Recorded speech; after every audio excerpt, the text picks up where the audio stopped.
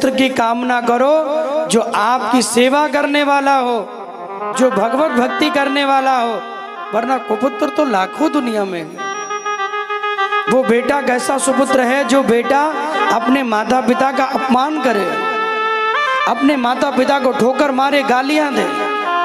आजकल के बच्चों को देखता हूँ माता पिता पे ही अपना आदेश पालन करते हैं, जबकि सुनना उनकी चाहिए लेकिन सुनाते उनको। और माता पिता कुछ कहते कहते तुम पागल हो, चुप रहो।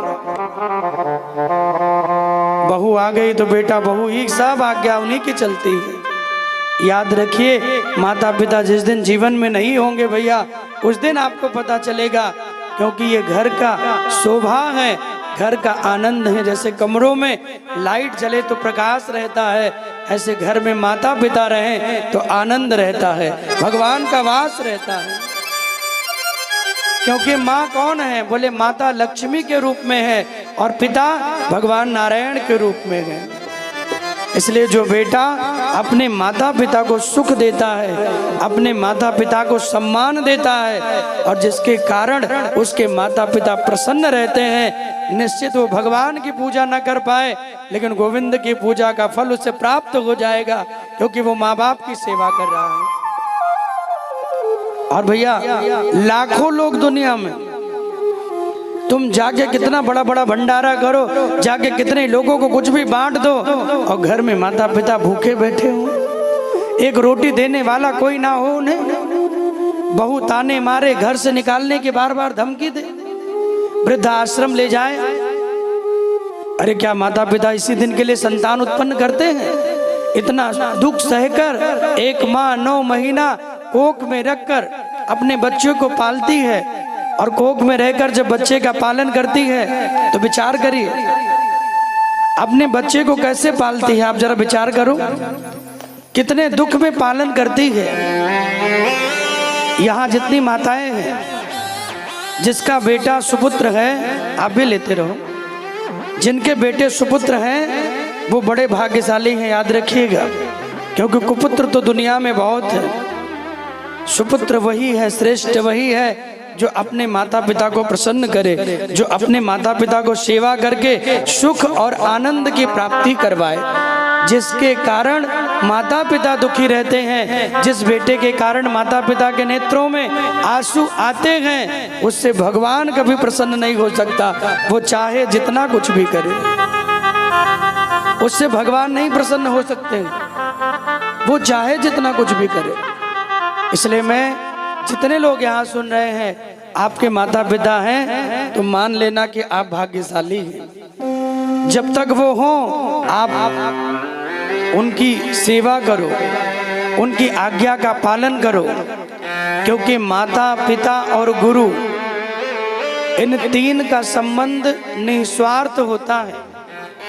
माता पिता का भी पुत्र से कोई स्वार्थ नहीं होता है। हर पिता चाहता है कि मेरा बेटा आगे बढ़े, हर माता चाहती है मेरा पुत्र सुखी हो जाए, मेरे जीवन में चाहे जितना दुख आए, चाहे जितना कष्ट आए, लेकिन मेरा बेटा सुखी हो जाए, मेरा बेटा आनंद में हो जाए। बोलो भैया, कोई ऐसी माँ है जो ये चाहे कि मेरा बेटा दुखी रहे? हर माता ये चाहती है कि मेरा बेटा प्रसन्न हो, मेरे जीवन में भले चाहे जितना दुख आ जाए, लेकिन मेरे बेटे के जीवन में सदैव आनंद होना चाहिए, मेरे पुत्र के जीवन में सदैव सुख हो, समृद्धि हो। इसलिए माता को माता नहीं होती है, लेकिन पुत्र कुपुत्र हो जाते हैं भैया। पुत्र तो लाखों आपको कुपुत्र मिलेंगे, लेकिन माता को माता नहीं होती है, याद रखना। इसलिए जीवन में एक बात का हमेशा ध्यान रखिए, आपके माता पिता हैं तो आप भाग्यशाली हो। बस कुछ न कर पाओ तो अपने माता पिता की सेवा करो, सब आनंद सुख आपको अपने आप प्राप्त हो जाएगा। सारा आनंद सारा सुख आपको अपने आप भगवान प्राप्त करा देंगे। एक बार ताली बजा लीजिए।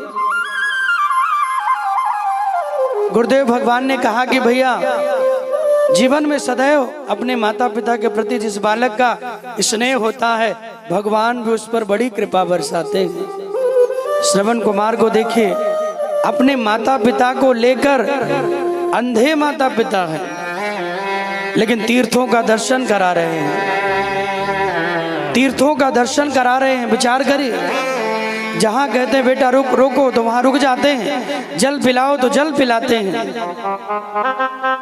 तो आज भी पुत्र की सेवा में अगर किसी का नाम लिया जाता है वो केवल श्रवण कुमार का नाम है। इसलिए मैं निवेदन करूंगा, यहाँ जितने लोग युवान साथी बैठे हैं, आप अपने माता पिता की सेवा करिए, क्योंकि माता पिता की सेवा से भगवान की सेवा का जो फल है वो अपने आप प्राप्त हो जाता है।